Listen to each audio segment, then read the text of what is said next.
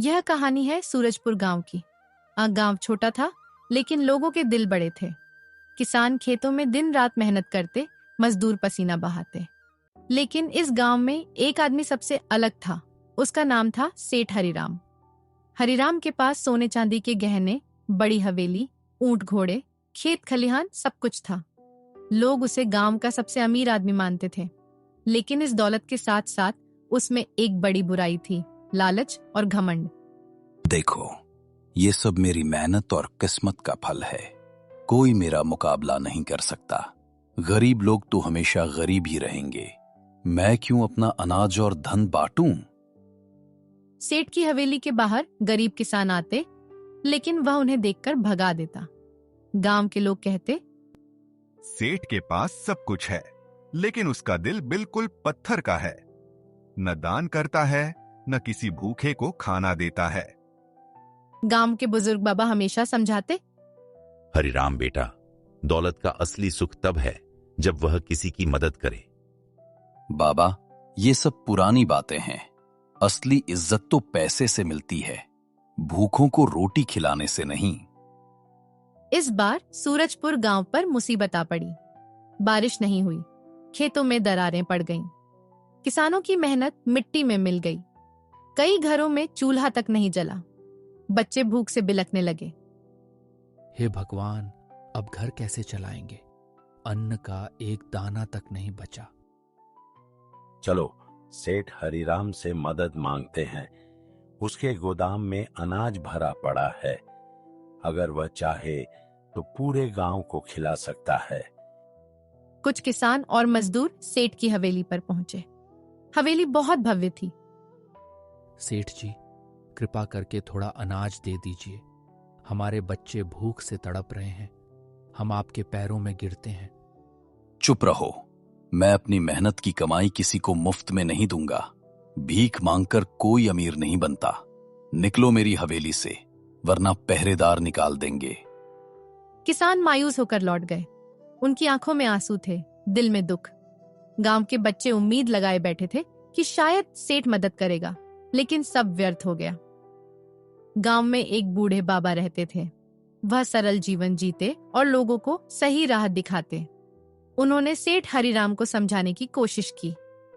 हरिराम बेटा, याद रखो, यह धन और सोना चांदी एक दिन यहीं रह जाएगा, पर इंसानियत और दान का पुण्य ही साथ जाएगा। भूखे को रोटी खिलाना ही सबसे बड़ा धर्म है। बाबा, आप अभी तक इन पुरानी बातों में जी रहे हो। देखिए मेरी हवेली, मेरे खेत, मेरे सोने के बर्तन, यही असली सुख है। आपकी ये बातें सिर्फ गरीबों को दिलासा देने के लिए हैं। हरिराम, समय किसी का इंतजार नहीं करता। जो गरीबों की मदद नहीं करता, उसका धन भी टिकता नहीं है। याद रखना, भगवान की नजर सब पर होती है। बाबा की बात सुनकर सेठ हंस पड़ा और उन्हें अनसुना कर दिया। लेकिन गांव वाले बाबा की बातों को ध्यान से सुन रहे थे। सबके मन में यही बात घर कर गई कि भगवान देर से ही सही, पर न्याय जरूर करते हैं। कुछ ही दिनों बाद सेठ हरिराम ने अपने अमीर दोस्तों और शहर के रिश्तेदारों के लिए एक बड़ी दावत रखी। हवेली को रंग बिरंगी झालरों और दीपकों से सजाया गया। सोने चांदी की थालियां निकाली गईं। आज मेरी शान दिखनी चाहिए। मिठाइयां, पकवान, सब कुछ होना चाहिए। लेकिन ध्यान रहे, कोई गरीब अंदर ना घुस पाए। ये दावत सिर्फ अमीरों के लिए है। हवेली के अंदर नाच गाना हो रहा था। तरह तरह के पकवानों की खुशबू फैल रही थी। बाहर गांव के गरीब बच्चे खड़े थे। माँ, क्या हमें भी थोड़ा खाना मिल सकता है? कितनी अच्छी खुशबू आ रही है। बेटा, ये खाना हमारे लिए नहीं है। सेठ गरीबों को अंदर नहीं आने देगा। अंदर अमीर लोग सोने की थालियों में खाना खा रहे थे और बाहर गरीब बच्चे भूखे पेट सो रहे थे। दावत खत्म होते ही अचानक आसमान में काले बादल छा गए। तेज आंधी चलने लगी, बिजली गरजने लगी। गांव के लोग अपने घरों में छुप गए। सेठ हरिराम अपनी हवेली के भीतर बैठा था। तभी तेज तूफान से हवेली का एक बड़ा हिस्सा गिर पड़ा। सोने चांदी के बर्तन बिखर गए। अनाज के गोदाम की छत टूट गई। अरे मेरी हवेली, कोई बचाओ, मेरी दौलत चली जाएगी। लेकिन उस समय कोई उसकी मदद को नहीं आया। गांव वाले चुपचाप दूर से देख रहे थे। हरिराम की शान और शौकत पल भर में बिखर गई। अगली सुबह हवेली का हाल बहुत बुरा था। तूफान से सब कुछ बिखर गया। अनाज का भंडार बह गया, सोने चांदी के बर्तन टूट गए। सेठ हरिराम के पास अब न खाने को कुछ बचा, न पानी। हे भगवान, ये क्या हो गया? मेरी दौलत, मेरी हवेली, सब कुछ। भूखा रहूंगा मैं। क्या यही मेरी अमीरी है? पहले कभी उसने गरीबों की हालत नहीं देखी थी। अब उसे वही महसूस हो रहा था जो गांव के गरीब रोज महसूस करते थे, भूख, अकेलापन और डर। क्यों मैंने किसी की मदद नहीं की? दौलत का कोई मूल्य नहीं जब इंसानियत खो दी जाए। वह पहली बार सच्चे दिल से पछताने लगा। गांव के लोग दूर से यह सब देख रहे थे। उन्होंने सोचा, आखिर कब सेठ अपने लालच के कारण खुद परेशानी में फंसेगा। देखो, वही अमीर सेठ भूखा और अकेला बैठा है। कल तक हमारे ऊपर हंसता था, आज खुद उसी हाल में है। किसी ने सोचा भी नहीं होगा कि ये दिन आएगा। धन सब कुछ नहीं होता, इंसानियत सबसे बड़ी चीज है। गरीब बच्चों की आंखों में आश्चर्य था, लेकिन उनके दिल में भी यही संदेश था कि इंसानियत की कीमत दौलत से बड़ी है। माँ, क्या हमें उसे खाना देना चाहिए?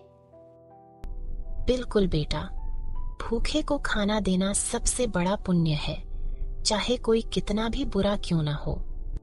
गांव की एक औरत ने अपनी झोली में रोटी और पानी लिया और सेठ हरिराम के पास गई। सेठ जी, भूखे पेट सब काम नहीं आता। लो, रोटी खाओ और पानी पियो, भगवान का वरदान मिलेगा। क्यों? मैंने आपको कभी कुछ नहीं दिया। क्यों मदद कर रही हो? क्योंकि यही इंसानियत है। भगवान हमेशा अच्छे काम करने वालों को देखता है। सेठ हरिराम ने पहली बार गांव वालों की सच्चाई महसूस की। रोटी खाई, पानी पिया और आंखों में आंसू थे। मुझे माफ कर दो। मैंने जिंदगी भर लालच किया और किसी की मदद नहीं की। आज समझ आया कि दौलत नहीं, इंसानियत सबसे बड़ी है। बाबा ने दूर से सेठ हरिराम की मदद करते देखा और पास आए। बेटा, अभी देर नहीं हुई। जो बचा है उसे लोगों के काम में लगाओ। असली अमीरी वही है जो दूसरों की भलाई में काम आए। बाबा, अब मैं समझ गया। दौलत का असली सुख तब है जब उसका उपयोग दूसरों की मदद में हो। सेठ हरिराम ने अपनी गलती मान ली। उसने बचा हुआ अनाज और धन गांव के गरीबों में बांट दिया। गांव वाले आश्चर्यचकित और खुश हुए। गांव में खुशियों की लहर दौड़ गई। बच्चे हंसने लगे, बुजुर्गों ने आशीर्वाद दिया। अब सेठ सच में अमीर है, दिल से अमीर। गांव के लोग सेठ हरिराम के परिवर्तन से खुश थे। उन्होंने महसूस किया कि दौलत असली अमीरी नहीं लाती, इंसानियत लाती है। गांव के बच्चे रोटियां खाते और खेलते हुए हंस रहे थे। देखो, सेठ जी भी अब हमारे साथ खाना खा रहे हैं। सेठ हरिराम को पहली बार असली संतोष और खुशी का अनुभव हुआ। उसने सोचा, यही असली अमीरी है। धीरे धीरे गांव बदल गया। लोग एक दूसरे की मदद करने लगे। गांव का माहौल खुशियों और प्रेम से भर गया। सेठ हरिराम गांव का सबसे बड़ा दानी बन गया। अब उसकी दौलत गांव के कल्याण में लग रही थी। हमारा गांव अब स्वर्ग जैसा लग रहा है। सब मिलजुल कर रहते हैं। सेठ हरिराम ने हमें दिखाया कि इंसानियत दौलत से बड़ी है। एक रात सेठ हरिराम ने सपना देखा। माँ दुर्गा ने उसके सामने प्रकट होकर कहा, हरिराम बेटा, अब तुम्हारा हृदय साफ हो गया है। जो तुमने गरीबों की मदद की उसका फल तुम्हें मिलेगा।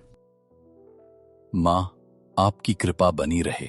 अब मैं हमेशा दूसरों की भलाई करूंगा। माँ दुर्गा मुस्कुराई और आशीर्वाद दिया। सेठ हरिराम ने महसूस किया कि ईश्वर की कृपा दौलत से बढ़कर है। गांव में नवरात्रि का उत्सव शुरू हुआ। हर घर में देवी की मूर्ति थी। दीपक जल रहे थे। लोग पूजा कर रहे थे। देखो, अब सेठ हरिराम भी हमारे साथ पूजा कर रहा है। उसने अपनी गलती मान ली। सभी ने मिलकर माँ दुर्गा की आराधना की और गांव में खुशहाली लौट आई। और यूं लालच से भरा सेठ हरिराम इंसानियत का प्रतीक बन गया। याद रखना, दौलत का असली सुख तब है जब वह दूसरों के काम आए। इंसान वही अमीर है जो भूखे को खाना, प्यासे को पानी और दुखी को सहारा दे। गांव के लोग अब मिलजुल कर रहते, खुश रहते और एक दूसरे की मदद करते। सेठ हरिराम ने साबित किया कि इंसानियत में सबसे बड़ी अमीरी है।